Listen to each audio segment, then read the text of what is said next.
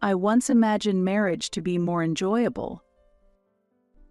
As I was immersed in my work, I suddenly found myself at the age of 43. Thinking about my old age, I shuddered at the fear of spending it alone. During such times, I met him, who was 2 years older than me. He was quiet, always a comforting presence, and gradually my heart was drawn to him. Half a year after we started dating, we got married and moved into a house to start our new life. We respected each other and lived by the rule that we could consult each other about any issues.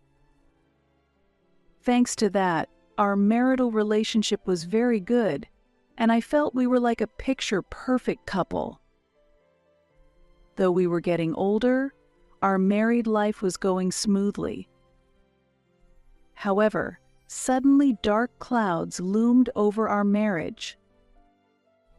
One day, suddenly my parents-in-law decided to divorce because the children have become independent. According to my husband, his parents' marriage had not been going well for a while, and there was hardly any communication between them. Since my husband and his sister had grown up, I wondered, why now, but avoided delving too deep. As we were in our mid-40s, we thought, they must have various issues, but their divorce should not concern us. However, that fact heavily involved us. Since the greeting to my in-laws just before getting married, the relationship with my mother-in-law had significantly deteriorated. It was not clear what she disliked, but she was dissatisfied with everything I did. For example, she would say, "The seasoning of the food is sloppy," or "I don't like the cleaning schedule." If it had only been about household matters, it might have been bearable, but it went further to, "Your dressing is unfashionable," and even to criticizing my appearance. Eventually, it seemed like she was about to say, "I don't like your very existence." Naturally, I ignored it and tried to have as little interaction as possible. My husband agreed that it was the best approach.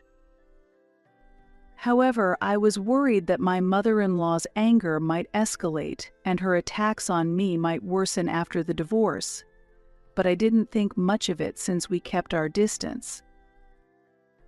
In addition, there was another concern about my sister-in-law.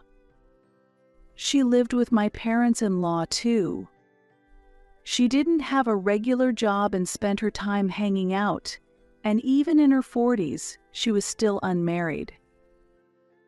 I wasn't in a position to say anything about this, but she usually stayed home and occasionally did part-time jobs when she needed money. Because of this lifestyle, she hardly had any money, and every time she met me or my husband, she would beg for pocket money. I think it's problematic for someone in their 40s to ask for pocket money, but as family, we couldn't completely ignore her, and my husband continued to support her with small amounts. It was truly painful for my husband to provide financial support to his sister. However, since the amounts she asked for were just enough to buy books or a new game, my husband and I ended up giving in rather than resisting. When my husband learned that she was also asking me for money, he said, "If she says anything to you next time, let me know to protect me." However, my sister-in-law approached me when I was alone. So I couldn't ignore her and was always unable to escape. Eventually, my mother-in-law and sister-in-law, whenever I visited my in-laws' house, acted as if saying, "The money tree has come," which was very unpleasant. From this background, we started to distance ourselves from my in-laws' home.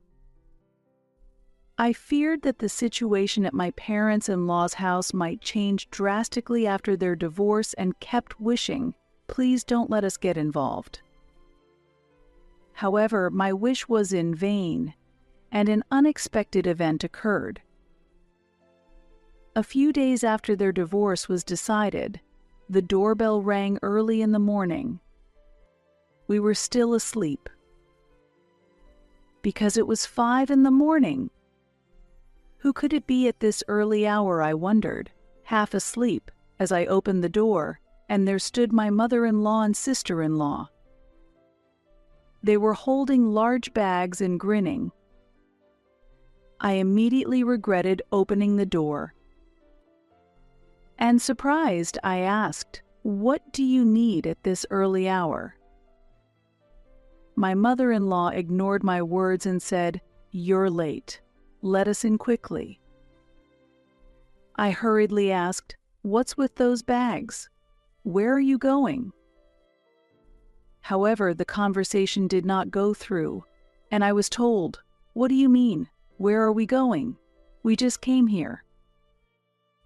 I might not have been fully awake yet, but I was perplexed by the two of them, who seemed to have fled from somewhere with their bags, pushing past me to enter the house. Unable to comprehend, I asked in confusion, "What? What is happening?" as I tried to stop them. At that moment, my mother-in-law, looking down on me as if I were an incompetent daughter-in-law, declared, "You should understand the situation, right? We are going to live here from now on." "Here? Live here? What are you talking about?" I have not heard anything about this from my husband. My husband would have consulted with me beforehand. I had just woken up, and with my morning low blood pressure, my mind was not fully functioning yet. For the first 30 minutes after waking up, both my body and mind are slow. Despite that state, I argued, "What situation are you talking about?" "The divorce." "But what do you mean by living here? I have not heard anything about it." However, as if it were natural, they pushed past me, brought in their bags, and started using the storeroom we had been using. Feeling my head clearing, I pleaded, "Please wait. This sudden development is troubling." Then, my mother-in-law glared coldly and said, "Our family is in trouble. Don't you have a heart or feelings? That's why you are a bad daughter-in-law," and she scoffed at me again. At that moment, the situation changed. My husband, who is not a morning person, rushed over, surprised at the presence of the visitors. "Why are you two here so early? And what are those bags?" he asked. My mother-in-law explained to my husband what she had told me. Feeling that it was appropriate for my husband to handle this situation, I quietly left the scene. Ignoring my husband's attempts to stop them, they began to spread out their belongings as if it were their own home. Although my husband tried patiently to talk to them, he eventually agreed to let them stay temporarily. This must have been a major concession for him. I wanted to throw them out, but they are his family. My husband understood my feelings and set a condition that they could stay for up to 1 month until the situation improved. Even though it was temporary, they were allowed to stay in the house and seemed to enjoy their days. We were forced to clean out the room that had been used as a storeroom for them. Furthermore, I had to prepare their meals 3 times a day at fixed times, like in a school. Moreover, they did not help at all, acting as if they were guests. If the preparation was even slightly delayed, my mother-in-law would sarcastically say, "Isn't it ready yet? I'm already hungry. Does this house enjoy keeping its family hungry on purpose?" I quietly retorted in my mind, "How can you be so hungry without doing anything?" However, continuing the conversation would only bring more sarcasm, so I chose to remain silent. At first, I cooked the meals, but gradually I began to question my actions and stopped. They hardly did anything besides eating, just lying in the living room and watching TV all day. They would order me around like prepare the bath and meals, and then would make sarcastic remarks to me, demanding bring coffee, serve snacks, vacuum the floor. After only a week of living together, I was mentally exhausted. Furthermore, my sister-in-law naturally said, "Please give me some pocket money," and reached out her hand. Surprised, I asked, "What do you need it for?"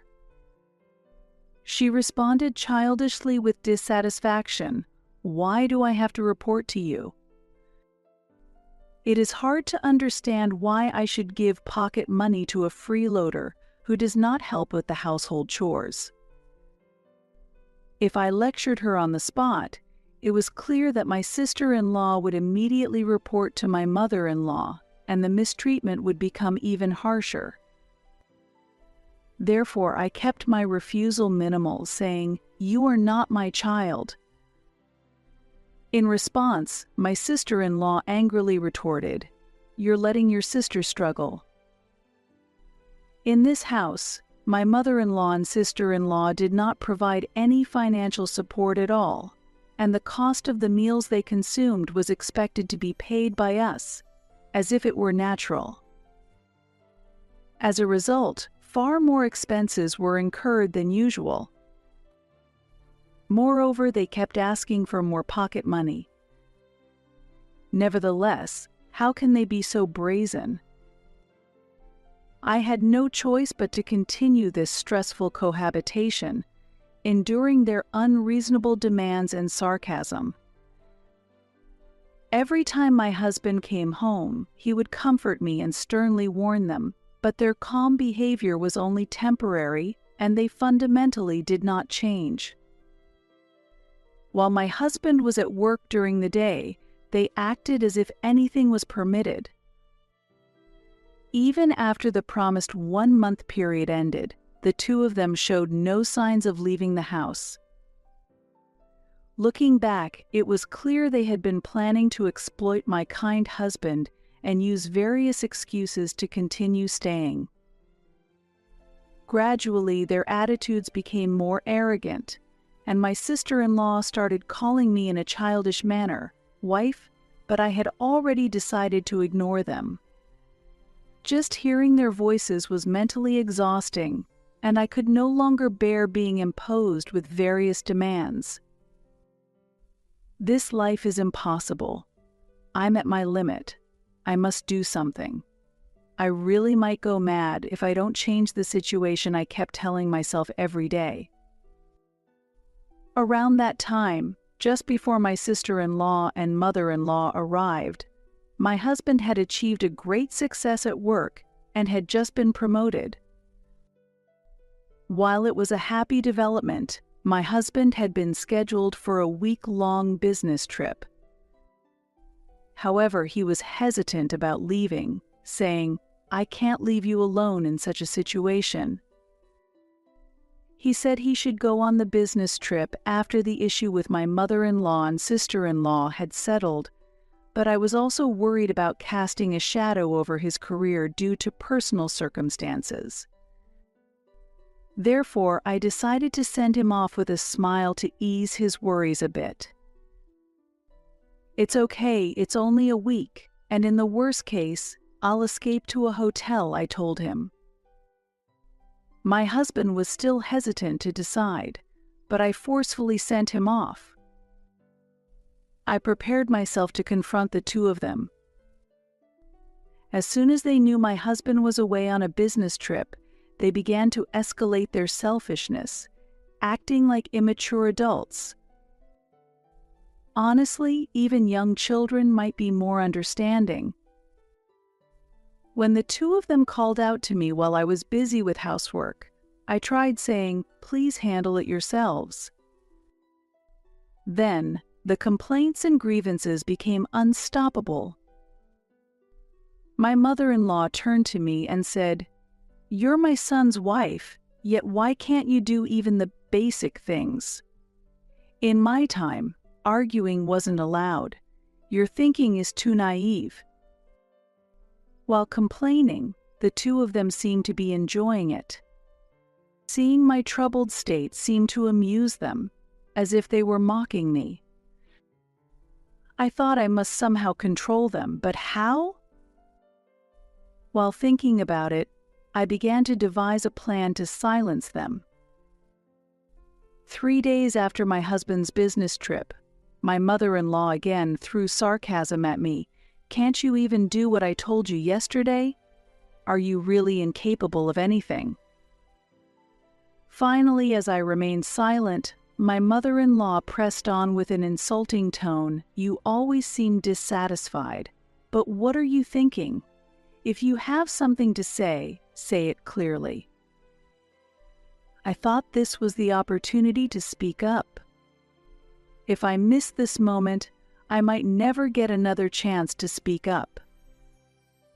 Since they were urging me to talk honestly, I decided to let out all my pent-up emotions.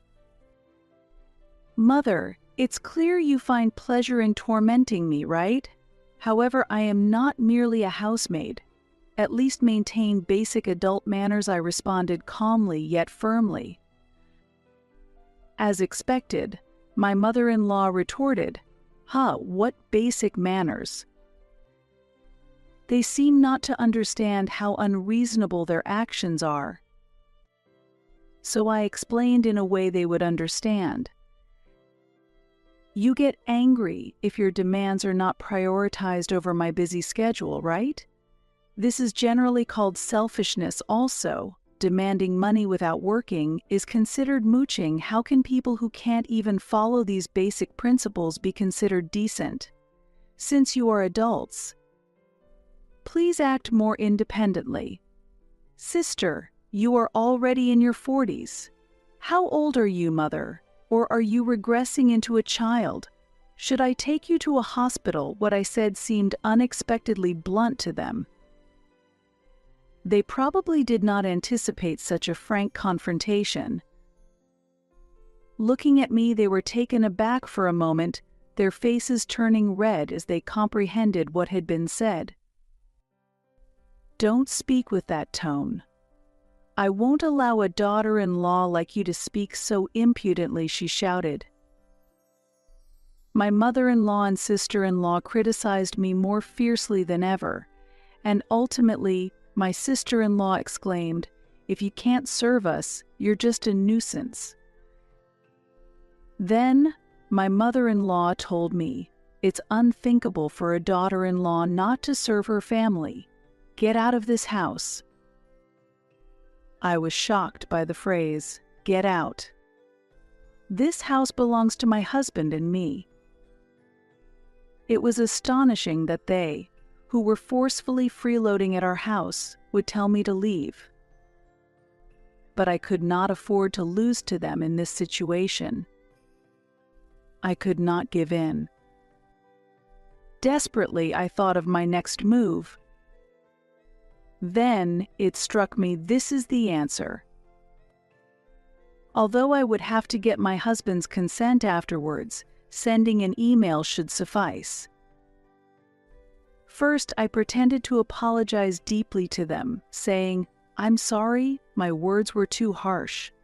As an apology, I'll provide some funds for you to go on a trip somewhere. How about that?" I was confident they would take the bait. As expected, their eyes lit up at the mention of a trip, and they agreed to my proposal, saying, "That's fine." Then, weakly, I told them, "During your trip, I'll also be leaving here." To my surprise, my sister-in-law exclaimed joyfully, "Really? You're leaving? Lucky. Now this will be our house." My mother-in-law seemed unfazed on the surface, but inside she must have been pleased. I arranged accommodations on the spot, and the next day I was able to send them on a week-long spa trip. This marked the real beginning of our strategic battle. Afterwards, I quickly informed my husband of the situation in detail, and he fully supported the plan I had proposed. As I had declared previously, I packed the necessary belongings and left our home. The destination was my parents' house, 5 train stations away. Upon arrival, I explained everything in detail to my parents, who were initially shocked by the outrageous actions of my mother-in-law and sister-in-law, but soon understood the whole situation and warmly welcomed us. I had rented a storage unit to temporarily keep my belongings, where I quickly arranged for movers to transfer everything. Thus, the moving preparations took place smoothly, and by the day before their return, everything was ready. During that period, I had not been able to sleep well for a long time and felt very tired, but fortunately, the sense of security at my familiar parents' house finally allowed me to sleep comfortably. With adequate rest, I was ready to face the important showdown the next day. Mentally and physically prepared, I was ready to handle whatever came next. On the day of their return, my phone rang as expected. I heard my mother-in-law shouting, "What is this?" and I felt right to keep the phone away from my ear. "Welcome back. How was your trip?" I asked calmly, to which she panicked, shouting, "What are you calm about? We can't get into the house, it's covered, and strangers are destroying it." As I anticipated her reaction, I couldn't help but laugh inside. I then calmly responded, "Ah, those are the contractors I arranged." "Why are they destroying our house?" my sister-in-law screamed over the phone, following in her mother's footsteps. Calmly, I replied, "It is inevitable. As I told you before, we are leaving this place." They were visibly shaken by this fact. When they returned, the entire house was covered with sheets and demolition was underway, making it impossible for them to enter. In response, I explained, "I simply acted as you wished. I packed up and left the house, that's all." When my mother-in-law urgently said, "Do something. We can't get in," I calmly explained, "I'm sorry, but you can't enter. Demolition has already started." Perhaps I did not explain enough to you, but this house was once handed down to me by my father, and after we decided to leave, it was no longer needed. It was economically rational to demolish the old building and sell the land. Initially shaken, they seemed to regain their composure momentarily. Still, they soon expressed dissatisfaction again, saying, "That can't be possible." Unable to bear their complaints, I replied with a slight laugh, "No, it is possible. It's my house after all. My husband is already aware of all the plans. Originally, this large house was too big for just the 2 of us, and this is actually the result you wanted. Isn't it? I have no intention of returning, and rather, I am enjoying my vacation." They were at a loss for words for a while. Breaking the silence, I explained the situation in more detail. "To tell you the truth, your belongings have already been stored at your husband's place. He is quite angry about the fact, so it would be better for you to deal with it sooner." Upon hearing this new information, my mother-in-law and sister-in-law finally understood the severity of the situation and began to panic. Listening to their responses over the phone, I gently ended the conversation. Later, I heard that they received even harsher reprimands from my father-in-law. Eventually, having lost their home, they reluctantly spent the night at a nearby motel. When they sought help from my husband, his usual mild temper exploded, and as a result, he gave them an even stricter lecture. At the end of his lecture, he resolutely declared, "I will no longer have any dealings with the two of you, effectively cutting ties with them." Since that decision, my husband has completely avoided any contact with them and kept his distance. The subsequent situation for the two, namely my mother-in-law and sister-in-law, became very difficult. Suddenly without a place to live, they seemed at a loss, wandering aimlessly. For a long time, they moved from hostel to motel, but eventually, my mother-in-law started working as a cleaner in a motel. Meanwhile, my sister-in-law kept busy with various part-time jobs while searching for an apartment, and I heard from their father about her earnest efforts. However, for financial reasons, they could not find a stable residence soon and were forced to move from one relative or acquaintance's house to another. Initially, many people welcomed them, but due to their self-centered behavior, that welcome soon cooled, leading to frequent expulsions from their places of residence. My husband and I moved from our longtime home to a new residence closer to his workplace. The new rental property is very comfortable, and we are enjoying a pleasant life. On the site of the old house we demolished, plans are underway to build a new single-family home, and once it is completed, we plan to start a new chapter there. This will ultimately be our final place of residence,